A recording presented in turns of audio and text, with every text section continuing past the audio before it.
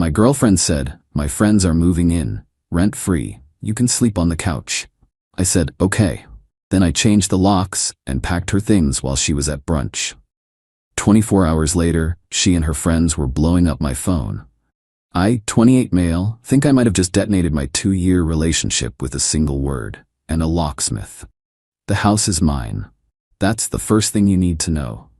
I inherited it from my grandparents a few years back. It's not a mansion, but it's a solid 3-bedroom place, and the mortgage is paid off. I pay the property taxes, the utilities, the insurance, all of it. My girlfriend Hannah, 26, moved in about a year ago. There was no formal agreement. I loved her, so I didn't think we needed one. She pays for her car, her phone, and splits groceries with me. That's it. No rent, no utilities. I was happy to provide a stable, comfortable home for us. I thought we were building a future. Yesterday morning, she dropped the bomb. I was making coffee and she came into the kitchen, scrolling on her phone. She didn't even look up. "Hey, so, good news. Olivia and Marie are moving in." I stopped pouring. Olivia and Marie are her 2 best friends. They're a lot. They currently share a cramped, overpriced apartment and are constantly complaining about their landlord. Moving in? What do you mean moving in?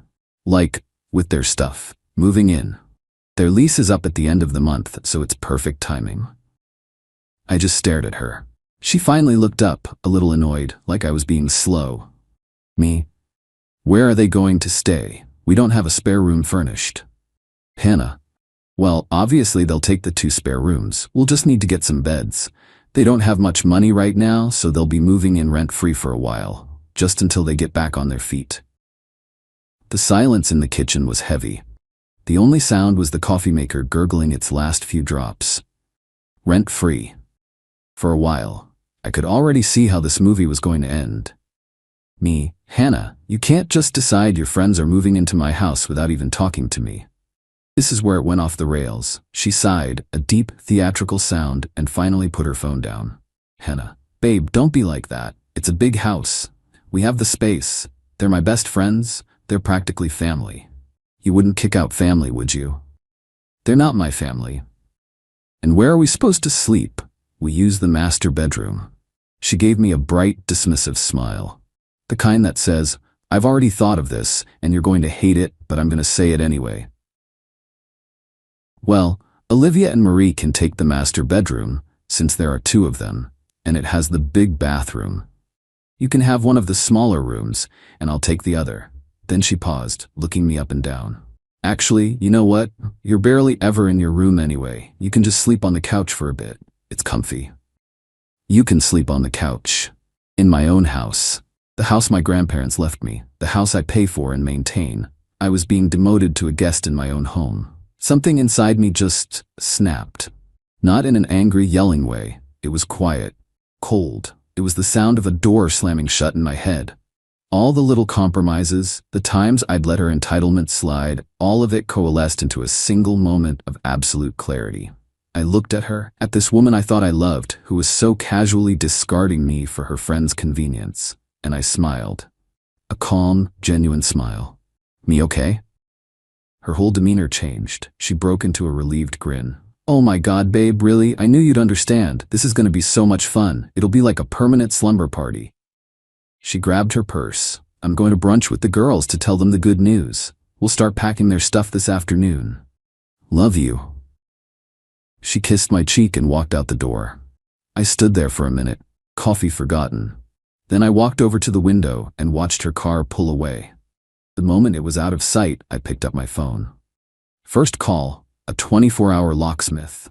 "Yes, I'd like to schedule an emergency rekeying for my entire house. How soon can you get here?" Second call, a moving and packing service. I explained that I needed a tenant's belongings packed up professionally and put into a storage unit. I paid for 3 months up front. The locksmith arrived in 30 minutes. While he worked, I started gathering Hannah's things. I was methodical. Her clothes, her makeup from the bathroom, her laptop, her ridiculous collection of scented candles. Every single thing that wasn't mine. The packers arrived an hour later. They were fast and efficient. They boxed up everything. The clothes, the furniture she'd brought, the photos of us. By 2 p.m., Every trace of Hannah was gone from my house. I took the storage unit key and the folded-up receipt, placed them in a clear plastic baggie, and taped it securely to the outside of the front door, right over the handle where no one could miss it. I spent the rest of the afternoon deep cleaning the house. It felt lighter, quieter. I knew the storm was coming. I was just surprised it took this long. Update 1. The first text came in around 4 p.m. yesterday, right after her celebratory brunch must have ended. Hannah, hey, the key isn't working. Did you lock the deadbolt from the inside? I didn't answer. 5 minutes later, my phone rang. Hannah, I let it go to voicemail. Her voicemail was laced with irritation. Jesse, I'm outside with Olivia and Marie. We've got a car full of stuff. What's wrong with the door? Call me back. The text started escalating. Hannah, Jesse, this isn't funny. Open the door. My phone is about to die. Are you home? Where are you? The girls are getting pissed. We're supposed to be moving in today. Then the phone calls started coming from different numbers. First Olivia, then Marie. I ignored them all. Around 6 p.m. the tone shifted from annoyance to panic and rage. What did you do? There's a U-Haul receipt taped to the door. A storage unit? Are you fucking kidding me? That's when my phone really started to blow up. A barrage of calls, voicemails. I put my phone on silent and sat on my couch in my quiet house and read a book. It was bliss. The real fireworks started this morning. I woke up to over 50 missed calls and a wall of text messages that painted a very clear picture. Apparently, after realizing they weren't getting in, they had to drive the U-Haul truck full of their junk back to their old apartment, which they'd already officially vacated. They spent the night sleeping in the truck because they had nowhere else to go. I finally decided to answer one of Hannah's calls this afternoon. I wanted to hear it. Me, hello? Screaming, practically incoherent. Jesse, you psychopath. You threw me out. You threw out all my things. I didn't throw anything out, Hannah. Your belongings are safe in a climate-controlled storage unit. I paid for 3 months. The key and address were taped to the front door. Hannah, you can't just kick me out. We live together. You know, I live here. You were a guest who tried to move 2 other people in and relegate the owner of the house to the couch. I just declined your new terms of occupancy. There was a muffled sound, and then a new voice was on the phone. Olivia. Olivia, listen to me, you little prick. You can't do this to her. We have rights. Me. What rights are those exactly? The right to live in my house for free? I don't think that's a thing. Olivia. We're gonna sue you for illegal eviction. Great. Tell your lawyer that your friend who paid no rent and whose name is on 0 legal documents related to this property was asked to leave after she tried to unilaterally move you in. Let me know how that goes.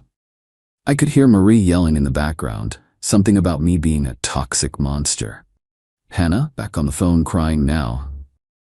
I can't believe you did this to me. I have nowhere to go. My friends have nowhere to go. You're making us homeless. That sounds like a problem for the 3 of you to solve together. You seemed pretty confident in your collective decision-making yesterday morning. I'm sure you'll figure it out. But I love you.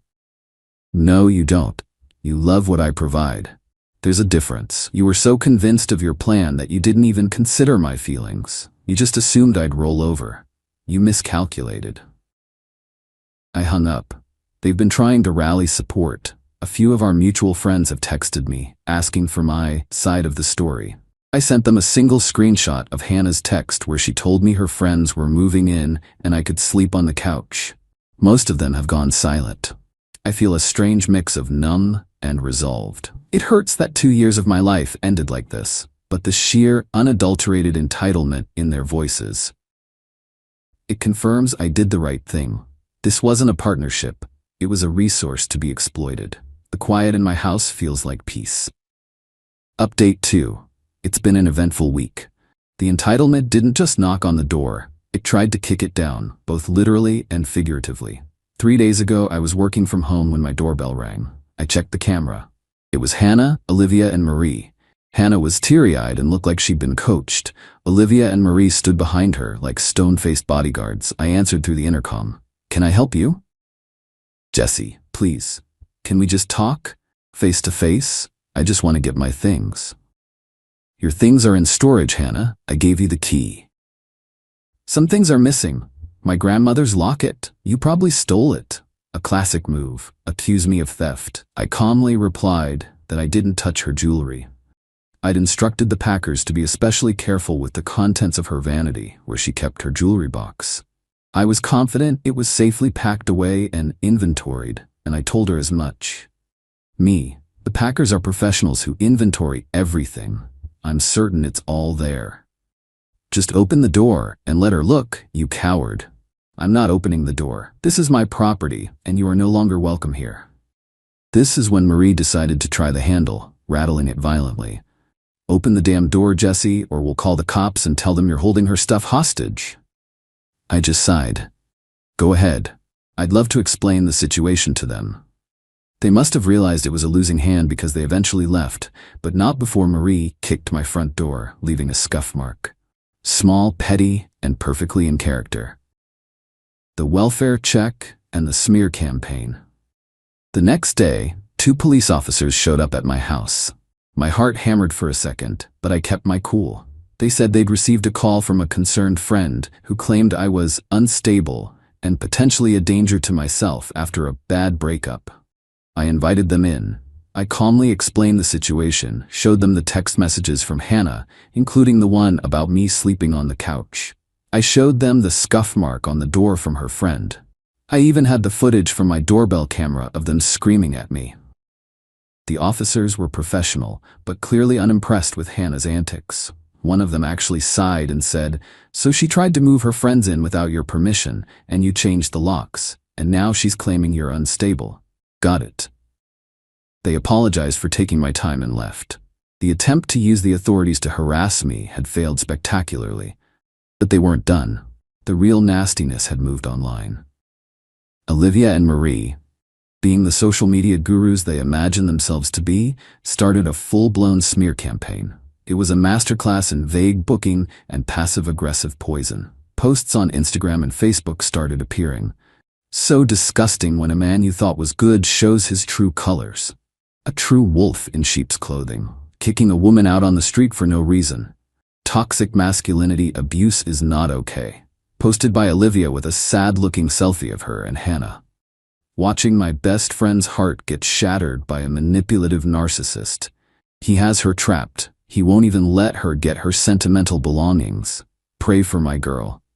Posted by Marie, with a photo of a single tear rolling down Hannah's cheek. They were careful not to use my name, but our circle of friends is small. People knew who they were talking about. Hannah, of course, played the part of the tragic victim in the comments, replying with things like, "I just don't understand what I did to deserve this. He was my everything." This is what got to me. Not the yelling, not the police, the calculated public manipulation, the lies. They were trying to ruin my reputation. And that's when my sadness finally burned away completely, replaced by something cold and hard. I was done being defensive. They wanted to play dirty? Fine. But I wasn't going to roll around in the mud with them. I was going to use the machine they had built to dismantle them. I spent an evening doing some research. Hannah works in marketing for a mid-sized, very woke tech company that prides itself on its corporate ethics and community image. Her LinkedIn profile is full of buzzwords about integrity, authenticity, and building trust. Olivia is a freelance graphic designer, always posting about her brand. Marie is an aspiring influencer who tags every brand under the sun in her posts, desperately trying to get a sponsorship. They think the internet is their weapon. They've forgotten that everything they post is permanent, and everything they've sent me is evidence. My revenge isn't going to be loud or angry. It's going to be quiet, professional, and devastating. It's going to be a consequence, served cold. I've started drafting an email. Final update. The dust has settled. The silence in my house is no longer just peaceful. It's victorious. It didn't happen overnight, but the dominoes I set up fell exactly as planned. Here's how it all went down. After a week of their relentless social media crusade, I finalized my plan. It wasn't about yelling or fighting. It was about presenting undeniable facts to people who had a vested interest in seeing them. It was a 3-pronged attack. Prong 1, Hannah. I compiled a digital folder. It contained screenshots of Hannah's original texts, outlining her plan to move her friends in and banish me to the couch. High-resolution screenshots of every single defamatory post and comment from Hannah, Olivia, and Marie. I made sure to capture the likes and comments from others to show their reach. A copy of the police report from the fraudulent welfare check, which officially listed the call as unfounded. The saved video file from my doorbell camera showing them harassing me with Marie kicking my door. I drafted a very polite, very professional email. It was addressed to the head of human resources at Hannah's company, whose name I found easily on LinkedIn. Subject: a matter of professional integrity concerning your employee. Hannah, dear sir. My name is Jesse. I am writing to you today with a heavy heart regarding a situation involving one of your marketing employees, Hannah. I was her long-term partner until recently. I understand that personal matters are typically separate from professional ones. However, Miss Last Name and her associates have recently engaged in a coordinated online campaign to publicly defame me, and I believe her actions demonstrate a profound lack of judgment and integrity that is fundamentally at odds with the values your company publicly espouses. To be clear, our relationship ended after Miss Hannah informed me of her unilateral decision to move 2 of her friends into my solely owned property, rent-free, while demoting me to sleeping on the couch. When I calmly refused these terms by changing the locks and placing her belongings in a paid storage unit, she and her friends began a campaign of harassment. Attached, you will find a documented timeline of this behavior, including the initial messages, the subsequent public accusations of abuse and theft, and evidence of a fraudulent police report filed against me.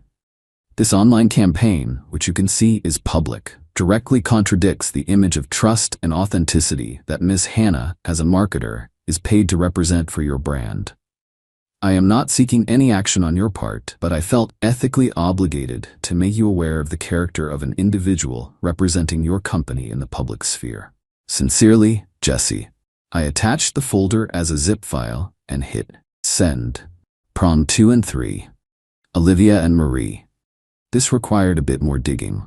I found the property management company for their old apartment building through some public records searches. Olivia had also foolishly tagged the building in some of her old Instagram posts. I sent a similar, slightly altered email to the management company, complete with the video of Marie kicking my door and screenshots of them bragging about their planned and failed squatting attempt. I framed it as a warning about former tenants you may consider renting to again. For Marie, the aspiring influencer, it was even simpler. She had tagged dozens of small businesses and brands in her smear campaign posts. I went through and contacted 5 of the most prominent ones: a local boutique, a coffee company, a skincare brand. I sent them the same folder of evidence with a simple note: FYI, this is the kind of individual who is using your brand's name in her posts. The consequences weren't immediate.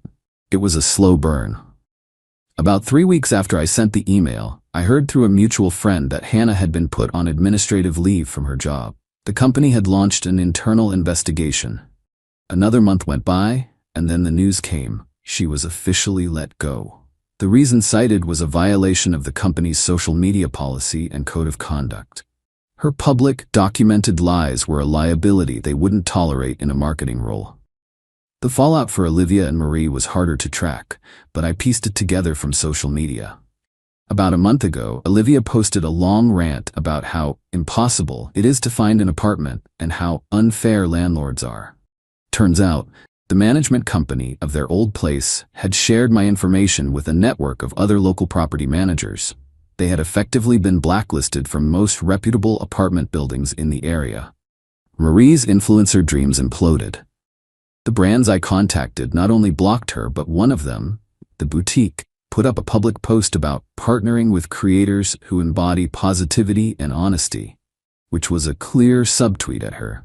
She went private on all her accounts after that. Hannah tried to reach out one last time, a long, rambling email from a new address.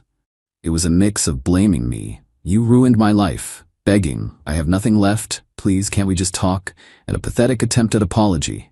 "I know I messed up, but I didn't deserve this." I didn't reply. I just forwarded it to the folder I've now labeled The Hannah Chronicles, and then archived it. It's been a few months now. I sold the couch. I bought a new, nicer one, I redecorated the 2 spare rooms. One is a home gym now, the other is a proper guest room for people I actually want in my house. My life is my own again. I don't feel happy, not in a giddy way. I feel settled. I feel a deep, unshakable sense of rightness. They made their choices, they broadcast their intentions, they built their own gallows online, post by post. All I did was hold up a mirror. They faced the natural consequences of their own entitlement. And me? I have my quiet house back, and that's a justice I can live with.